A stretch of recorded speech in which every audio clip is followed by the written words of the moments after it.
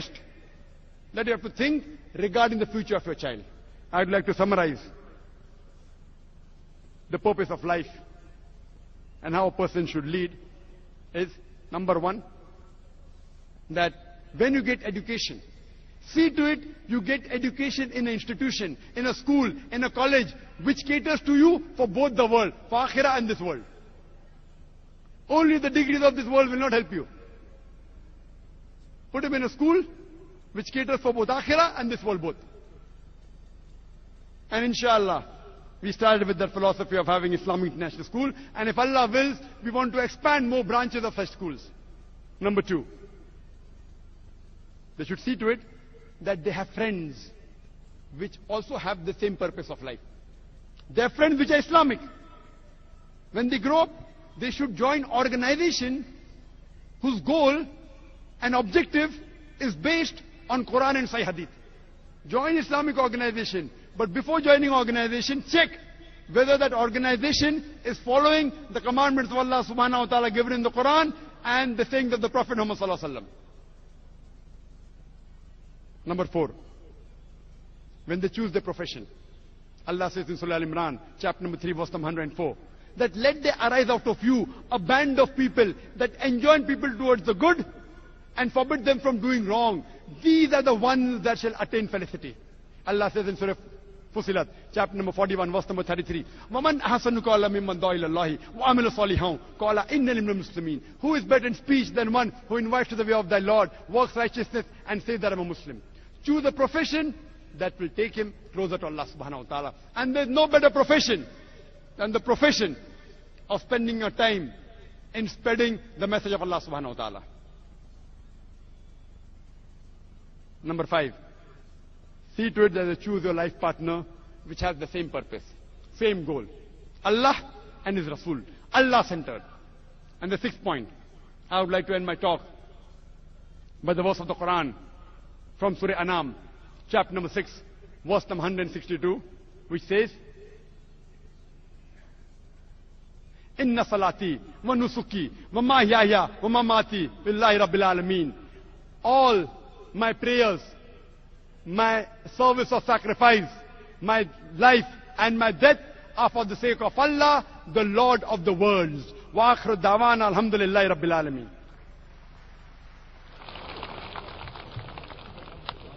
Jazakallah khair, Dr. Zakir Naik, for your elucidative talk on such a significant topic which many of us really don't think very much about, not really seriously.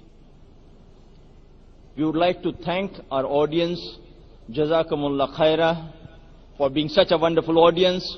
With so much patience you have carried on sitting. I would just request you, if there are elder people or ladies who might not be getting proper seat, kindly, I would request the youngsters to kindly make allowances for them, make adjustments for them.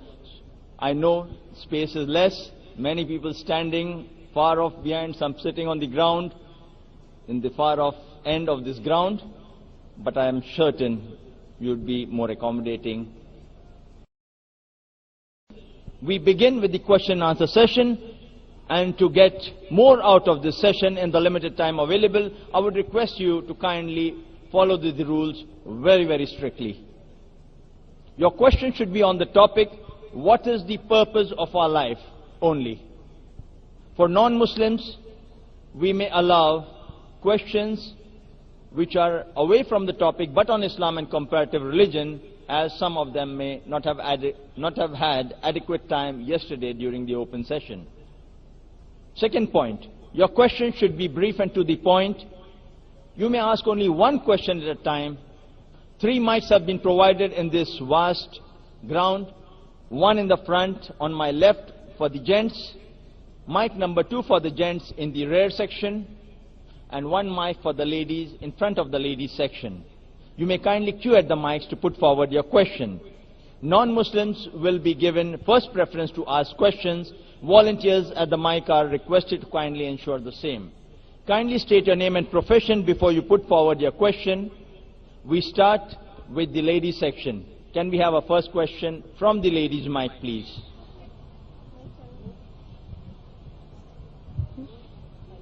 Yes, sister. Hello, अस्सलाम वालेकुम। मेरा नाम रेशमा भाग्यलक्ष्मी है। मैं एक हिंदू हूँ। अब मैं इस्लाम में चलना चाह रहा हूँ।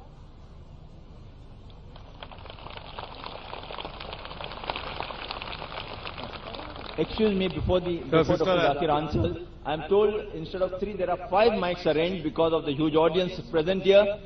First, second and third mics for the gent, and 2 mics in the ladies section, mic number 1, mic number 2.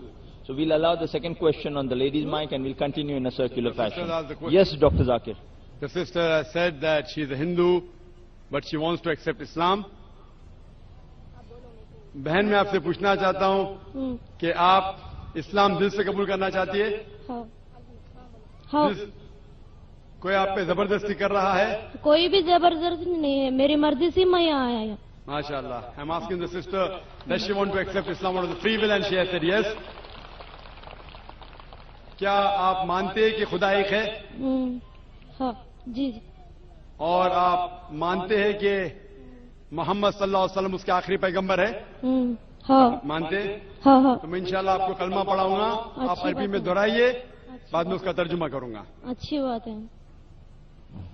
अशहदु अशहदु अल्लाह अल्लाह इलाहा इलाहा इल्लल्लाह व अशहदु अन्ना मुहम्मदन अब्दुहु व रसूलुहु।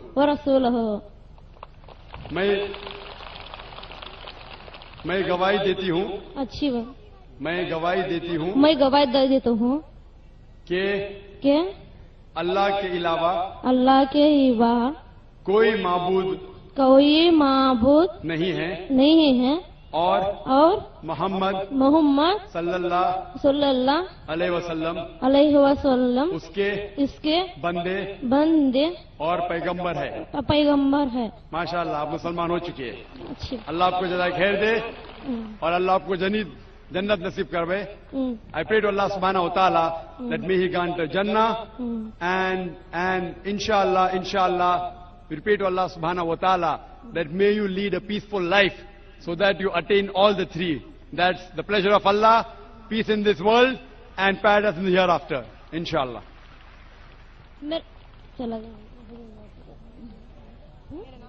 मेरा नाम है कुछ भी गया। Can we have the mic number 1 on, please, for the ladies? मेरे को एक नाम रख। The sister has asked that she wants to suggest a name for herself. आप अपना नाम आयशा रख सकते हैं, Ayesha. Can we have the next question? Mic number 2 in the rear section of the ladies, please. Hello. Good evening, sir. My name is Ruby Parker and I'm a dress designer. I want to, this is a question on behalf of my friend.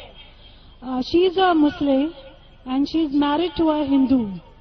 Okay, but she follows Islam and the husband follows the Hindu religion. And she and her family, they are not comfortable. Regarding she married to a Hindu.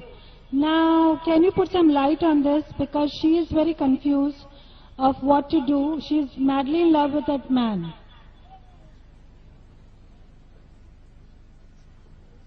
If I understood your question, sister, you said that there is a Muslim girl who's married a Hindu boy and she's madly in love. What she should, is this the question, sister?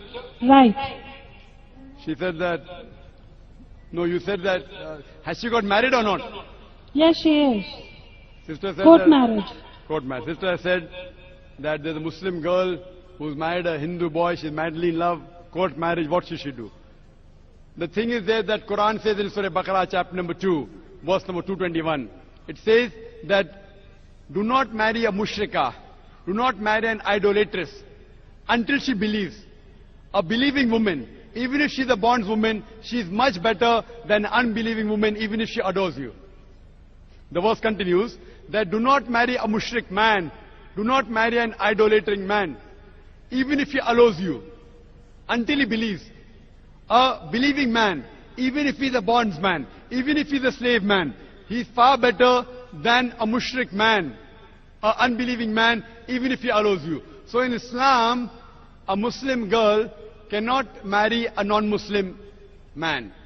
And as I told earlier, the reason is that if you have a vehicle, one tire of the vehicle is of a cycle, of a bicycle, and the other tire, it is of a truck. But naturally the vehicle will not run. And furthermore, every girl, every human being would want that their spouse also go to Jannah. So if she claims to be a Muslim, her main purpose of life is to please Allah and His Rasul. And as I told you, as the Quran says in Surah Nisa chapter 4, 48, Surah Nisa chapter 4, 116, that Allah will forgive any sin, but the sin of shirk, associating partners with God, He will never forgive. So how can she have a life partner whose purpose of life is different? That means maybe you are selfish. You want to go to Jannah, but you don't want your life partner to go to Jannah. So surely, if she really loves the husband, she should put an ultimatum that if you continue, you will not go to Jannah. So put an ultimatum that if you want me, you will also get Jannah by accepting Islam. If you accept Islam, I am with you. Otherwise, I am not with you. So that she gets the best of this world and he also gets the both of this world. Best of both the world. Number one, in the front. My name is Prem. Full name is Prem Mishra, and I'm a non-Muslim. And my question is question with you, sir. Actually, I want to accept Islam. It's my own questions. It's not having love or something. It's my own questions. It's by professionally. I want to accept the Islam's, but become a true means like how to what's the true Muslim guys or something. So that's why I just want to know that. Brother, if I heard your question correctly, you want to accept Islam and you want to know what is a true Muslim. Yes, how to become a true Muslim. How to become a true Muslim. Yeah. Brother, to become a true Muslim, Muslim means a person who submits his will to God. So if you submit your will to God, you become a Muslim. Submitting your will to God means first you have to agree there is one God and there is no one worthy of worship besides Allah. Then you have to believe Prophet Muhammad is the last and final messenger. And then, if you read the Quran, as I mentioned in my talk, it is the last and final instruction manual for the human being. So if you read the Quran and implement on the Quran and follow the guidance Allah has given you and abstain from things which is prohibited, then you become a true practicing Muslim. Yes, sir. And one more. Sir, does I have to change my total identity? Like as a name? Non-Muslim, so that's why. Is it compulsory? Is asking to change my name. Is it compulsory to change your name if you become a Muslim? No. Yes. It's not compulsory. If you want, you can. So changing the name is not compulsory. Unless your name involves shirk. If your name does not involve any shirk, any idol worship, etc., it's perfectly fine. Okay. Otherwise, you can continue with your old name or you can adopt a new name. But if you're proud to be a Muslim, I would advise that you adopt a Muslim name so people will recognize you. Like how if you become a doctor, you put a cross sign to tell people, you're a doctor. So similarly, it's not compulsory you should change your name, but if you change, it's preferable, people will know that you're a Muslim. So now my question to you is, would you like to accept Islam now?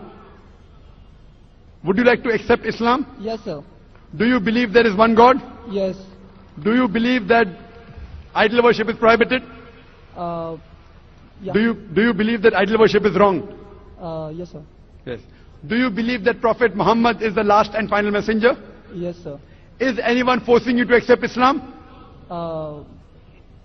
Is anyone forcing you to accept Islam? No, sir. No, definitely not. Is there any economic pressure? No, sir. Is there any physical pressure? No. Because forcing anyone to accept Islam is prohibited in Islam. No one can force anyone to become a Muslim. Besides being prohibited in Islam, it is also prohibited in this country. Even in India, it is prohibited to force anyone to adopt any religion without his free will. But if you want to